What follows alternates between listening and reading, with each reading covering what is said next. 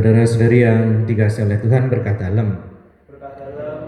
Kalau misalnya kita mendengar seruan simsalabim atau ada kabar ada gadabra, ingat sesuatu. Apa itu? Sulap. Bukan hanya sulap, kita dulu sering kan nonton film animasi atau juga sinetron-sinetronnya ada jinnya itu ya. Itu kan kalau orang minta sesuatu lah ada jin. Nah, simsalabim, bless gitu kan. Oh, enak sekali rasanya ya. Apa namanya itu?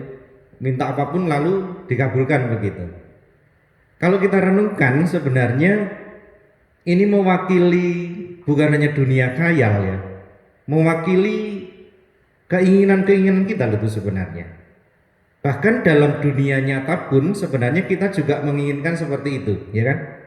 Misalnya kita doa sajalah. Kita maunya kan misalnya, oh saya pengen motor gitu. Oh pengennya ya sekarang doa sore dapat gitu misalnya. Saya pengen cewek yang cantik gitu. Oh tahu-tahu dapat cewek cantik gitu. Atau pengen apa sajalah. Pengennya tuh Tuhan itu seperti yang kita bayangkan bisa langsung simsalabim, semua yang kita inginkan itu cepat dapat begitu.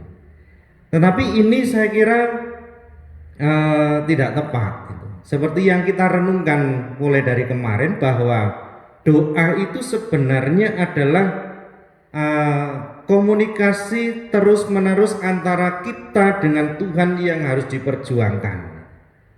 Soal relasi hati kita dan hati Allah.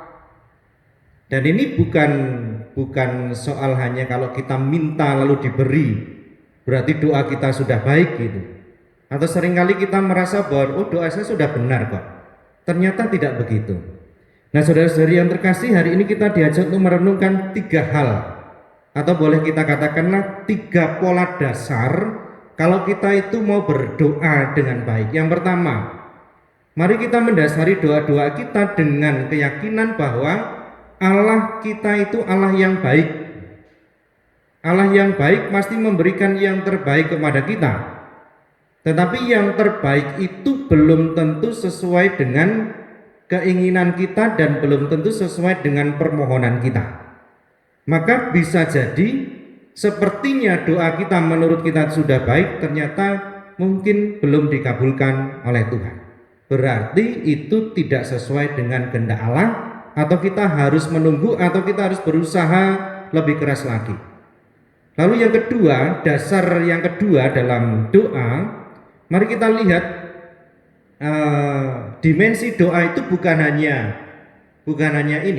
vertikal, tetapi juga horizontal. Jadi polanya itu salib gini. Vertikal jelas saya dengan Tuhan gitu ya. Tetapi juga ada segi dimensi horizontalnya, artinya kepada orang lain gitu.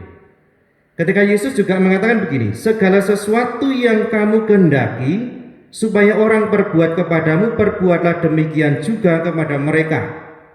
Sama seperti ketika kemarin mengajaran, kalau kamu mau diampuni ya harus mengampuni gitu. Jadi tidak ada untungnya, misalnya tidak ada gunanya saya mohon ampun kalau saya tidak mau mengampuni orang. Atau misalnya saya mohon rezeki tetapi saya tidak mau berbagi. Atau jangan minta kalau kita itu tidak pernah memberi.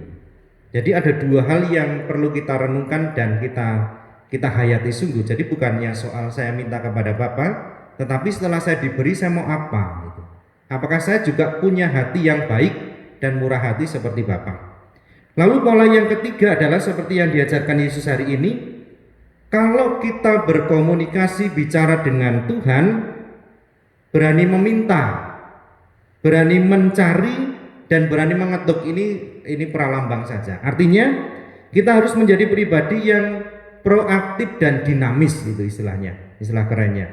Artinya kita nggak boleh diam-diam saja, hanya minta tok simsalabim kita dapat lalu kita diam-diam saja, enggak.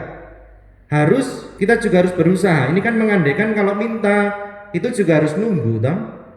Kalau minta kalau nggak dikasih ya sudah toh. Kalau misalnya kita minta sajalah, yang punya hak memberi siapa? Orang yang kita mintai kan. Kalau misalnya tidak diberi, apakah kita berat marah? Ya enggak. Kita di situ dituntut untuk sabar dan menunggu. Lalu carilah, artinya kita berusaha sungguh, bukan hanya diam-diam saja seperti yang saya katakan tadi. Lalu ketoklah itu, ketoklah sama. Kita diajar untuk sabar. Nggak mungkin lah misalnya kita bertamu ke tempat orang lain, tok tok tok belum dibuka nyelonong dewe gitu. Enggak. Tunggu dulu, mungkin ada jawaban dari dalam. Ya, tunggu sebentar atau sabar. Ya, nanti saya bukakan itu. Kalau kita masuk berarti kita tidak sopan kalau tidak dibukakan oleh orang yang di dalam.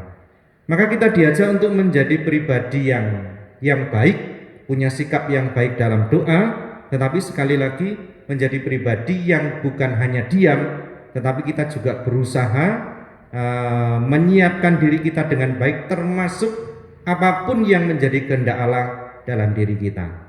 Kadang atau sering kali, bahkan kerap kali pasti dikabulkan. Kalaupun tidak, pasti Tuhan sudah mempersiapkan yang paling baik untuk kita semua. Kemuliaan kepada Bapa dan Putra dan Roh Kudus, seperti pada permulaan, sekarang, selalu, dan sepanjang segala abad. Amin.